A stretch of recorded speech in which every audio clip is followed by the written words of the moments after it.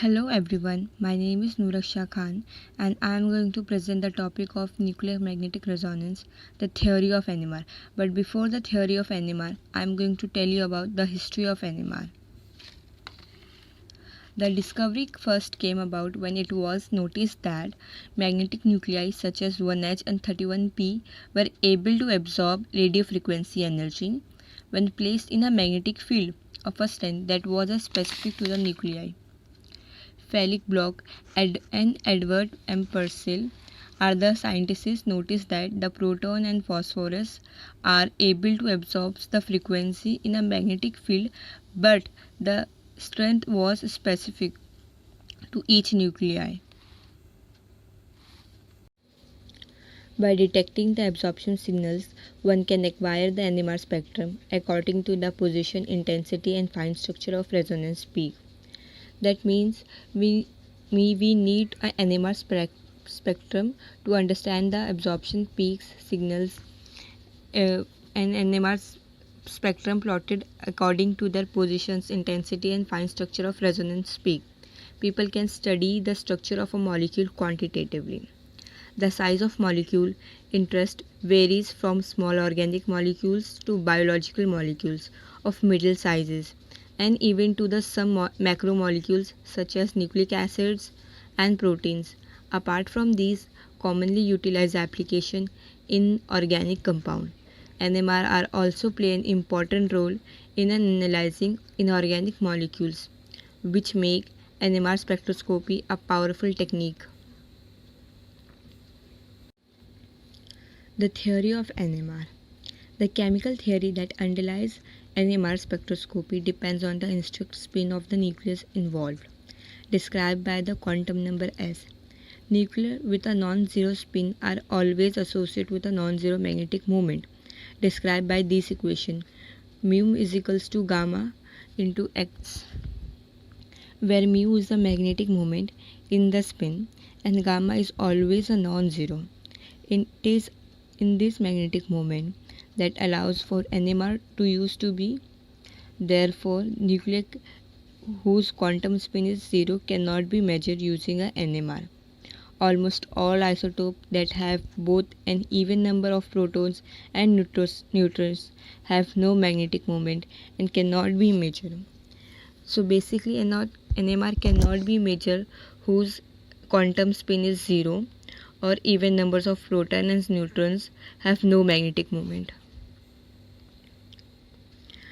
In this presence of external magnetic field B for a nuclei with a spin I, there are two half spins, plus half and minus half. The difference in the energy between these two states at a specific external magnetic field are given by this equation and shown in this figure, where E is the energy and I is the spin of nuclei and mu is the magnetic moment of the specific nuclei being analyzed, and I is splitted, as I said, plus half and minus half. The difference in the energy shown is always extremely small. So for NMR, strong magnetic field are required to further separate the two energy state. At the applied magnetic field used for most magnetic resonance frequency tend to fall in the radio frequency range. Basically, most of the energy frequency range are tend to fall in the radio frequency range. It is easily visible in NMR spectrum. The difference in the energy between the two spin states are over a varying magnetic field. The reason NMR can differentiate between the different elements and isotope is due to the fact that each specific nuclide will only absorb at a very specific frequency.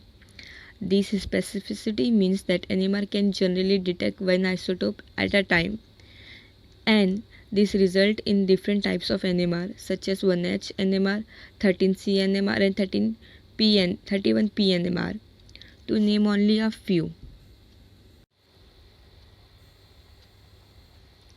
Advantages of NMR. NMR lets the user view molecular dynamics in a liquid or a solid state while leaving the samples intact for the future observations and testings.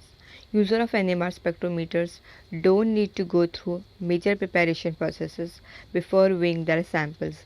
We all need we all know that when we are doing an experiment we need go through the major preparation processes, but in the NMR there is no major preparation processes.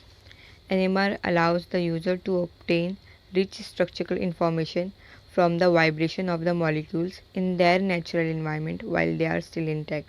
NMR uses the vibration of molecules in their natural environments, so the sample are still intact while they giving our results. NMR spectrometers simplify and speed up the data acquisition and analysis processes. Users are better able to identify and quantify the molecules. These strengths are advantages to the chemist and those who in the field of discovery, but they are also come in handy in the field of biomedicines, prometics, environmental monitoring, pharmaceutical development, and food quality. NMR spectrometers fulfill the essential research and clinical needs of various companies and non-profit to develop new technologies, medicines, and products.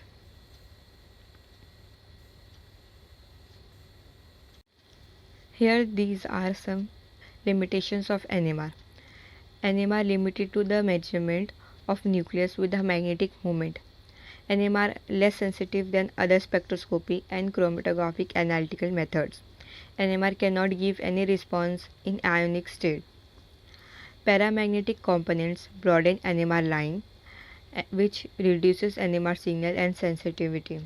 Like Fe and dissolved oxygen are broaden the NMR lines in the spectrum, so NMR signals are reduced and also reduce the sensitivity also. Increasing temperature which evens out the population of state. Conversely, low temperature NMR can give sometimes better results than the room temperature of NMR, providing the sample remains liquid.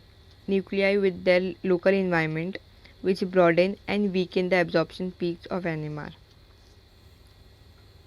Here are the references of my slides.